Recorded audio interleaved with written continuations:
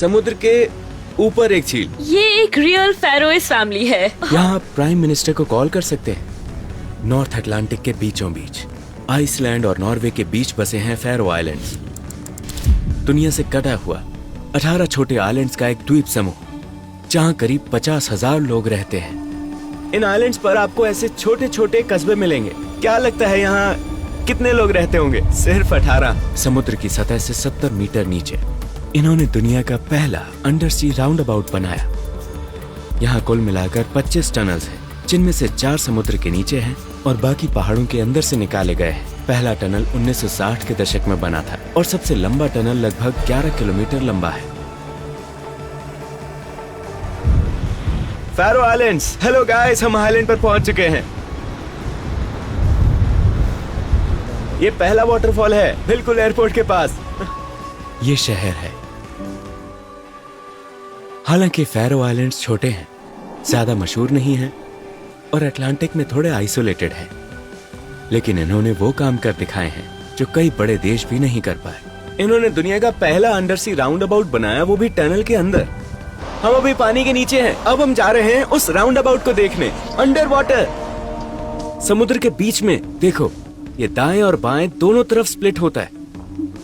सोचिए, सिर्फ 50,000 लोग इन आइलैंड्स पर रहते हैं और उन्होंने इतने सारे टनल्स बना दिए। हम समुद्र के नीचे हैं। ये दिखाता है कि दुनिया के कई दूसरे देशों की तुलना में यहाँ निवासियों की कितनी वैल्यू है। ये सिर्फ रोड नेटवर्क नहीं है, ये प्रकृति के बीच बने इंजीनियरिंग लैंडमार्क्स हैं। आइसोलेटेड आइलैंड से लेकर यूरोप के सबसे डेवलप्ड रोड नेटवर्क्स में से एक।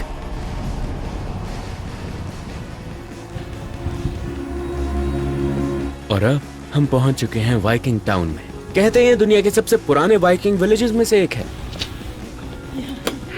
यहाँ की स्थानीय भाषा फेरोईज है, जो ओल्ड नॉर्स से आती है।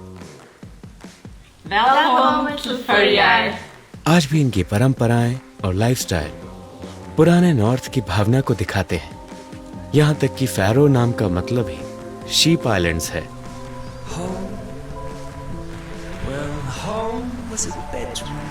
यह है यहाँ की जेल, लेकिन ये वैसी नहीं दिखती जैसी हम सोचते हैं। न वॉच टावर, न बार्ब्ड वायर, न ऊंची दीवारें। यहाँ गंभीर अपराध करने वाले कैदियों को नहीं रखा जाता, उन्हें डेनमार्क भेज दिया जाता है।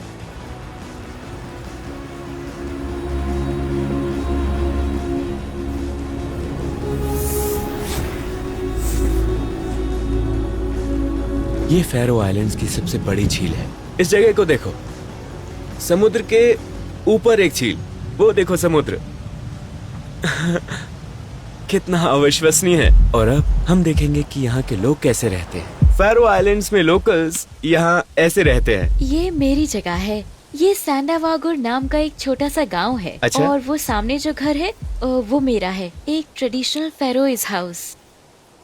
अब हम इस तरफ जा रहे हैं मेरे घोड़े देखने। ओ, आपके पास घोड़े हैं? जी हाँ है। क्या ये आइसलैंडिक हॉर्सेस हैं? हाँ, ये आइसलैंडिक हॉर्सेस हैं। हाँ। आप लोग तो बहुत शांति से जी रहे हैं। हाँ बिल्कुल, लोग इसे धरती का आखिरी पैराडाइज कहते हैं। तो आप लोग बहुत ज्यादा आइसोलेटेड तो नहीं है, मतलब सबसे कम आइसोलेटेड? हाँ, हम आइसोलेटेड थोड़ा बहुत है ना? हाँ, थोड़ा बहुत, क्योंकि हमारे पास एयरलाइन है और हमारी शिप्स डेनमार्क और अच्छा। दूसरी जगहों तक भी जाती हैं। हाँ। ये आपके पास खुद आ गए? ये आपको जानते हैं? हाँ, मुझे और मेरी आवाज पहचानते हैं। ओके। ये तुरंत आ जाते हैं। इसका नाम है क्लेस्बा क्लेस्बा। और दूसरे का नाम है सारिया। वाह, कितनी खूबसूरत है। क्या मैं इसे छू सकता हूँ? हाँ बिल्कुल।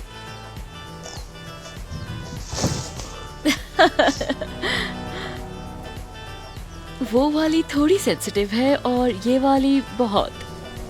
ओह, I love you, I love you।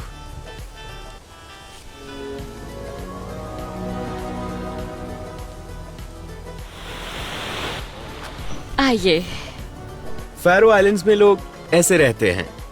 ये है इनके घर। इनकी 90% से ज्यादा इनकम मछली से आती है। इसीलिए हम यहाँ हैं। अगर फिशिंग इंडस्ट्री और सैल्मन इंडस्ट्री ना होती तो हम यहाँ नहीं होते। तो आप ओरिजिनल फैरोज हैं? जी हाँ बिल्कुल। तो आपके पूर्वज वाइकिंग्स थे? वाइकिंग्स, जी सच बिल्कुल में? सही।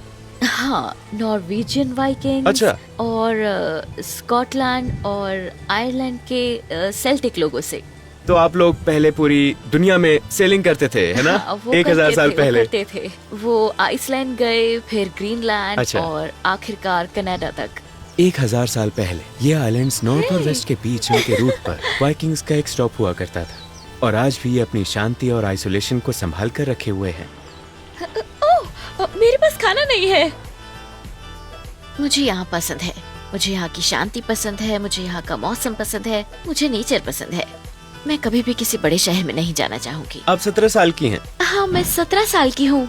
हे, हमें अपने घर पर बुलाने के लिए थैंक You're यू। welcome। हाँ, मुझे लगता है हम यूनिक हैं। मुझे लोगों को बताना अच्छा लगता है कि हम सिर्फ 55,000 लोग हैं। मुझे ये कूल लगता है। अगर आप लोगों को फैरो आइलैंड्स के बारे में बताओ तो क्या वो जानते हैं? नहीं, जब मैं बताती हूँ कि मैं कहाँ से हूँ तो लोग हमेशा पूछते हैं वो कहाँ है। ओके। हाँ, यहाँ तक कि यूरोप में भी? हाँ।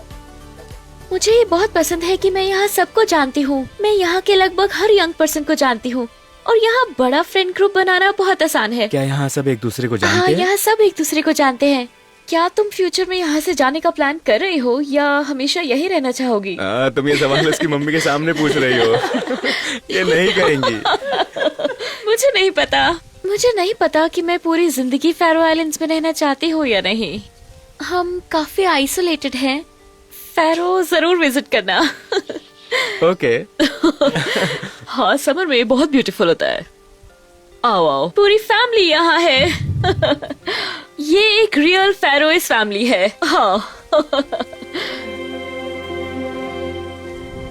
आप डैनिश नहीं हैं, सही? नहीं, डैनिश नहीं, मैं फैरोइज हूँ। हालांकि ये देश डेनमार्क का हिस्सा है ना? हाँ, देश डेनमार्क का हिस्सा है, लेकिन हम खुद को उससे जुड़ा हुआ महसूस नहीं करते। हम अपनी अलग पहचान रखते हैं। हमारा अपना फ्लैग है, अपनी भाषा है, और हमारा अपना नेशनल एंथम भी है। थोड़ा सा सुनाएंगी? मैं गाऊं?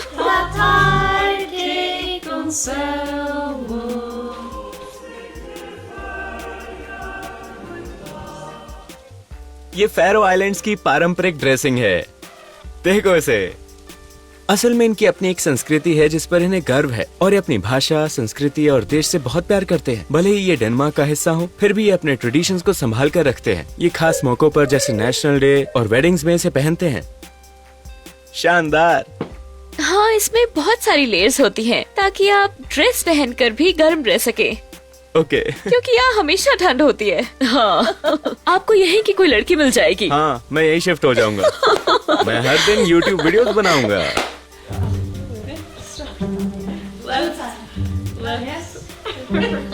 ये एक ट्रेडिशनल डांसर है जो हमें दिखा रहे हैं। 2 स्टेप्स लेफ्ट, 1 स्टेप राइट, और हम इसे शादियों में इन आउटफिट्स में करते हैं।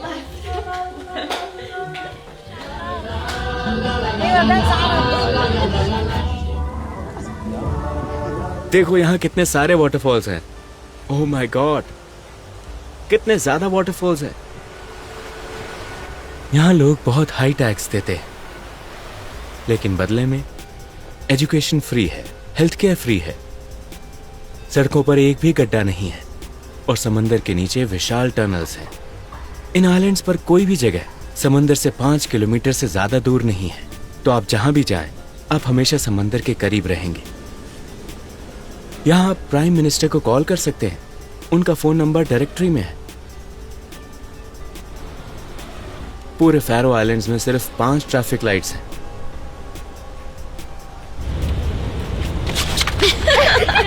यहाँ प्यार भी थोड़ा मुश्किल और रेयर हो गया है। लड़कियां बाहर चली जाती हैं और लड़के महीनों तक फिशिंग में काम करते रहते हैं। जो आपसे मिलकर अच्छा लगा। वेलकम। हैरानी की बात है कि फिलिपिनो महिलाएं यहाँ सबसे बड़ी एथनिक माइनॉरिटी हैं, क्योंकि लोकल महिलाओं की कमी है। हम यहाँ एक फैमिली के घर में हैं। Thank you. You are welcome. आपने कहा यहाँ पुरुष ज्यादा हैं? हाँ, फैरो आइलैंड्स में महिलाओं से लगभग 2000 पुरुष ज्यादा हैं। इसलिए यहाँ महिलाओं की जरूरत है। इसलिए बहुत सी महिलाएं बाहर से आती हैं। हाँ। सैकड़ों एशियन महिलाएं इन सब आर्कटिक आइलैंड्स में आ रही हैं।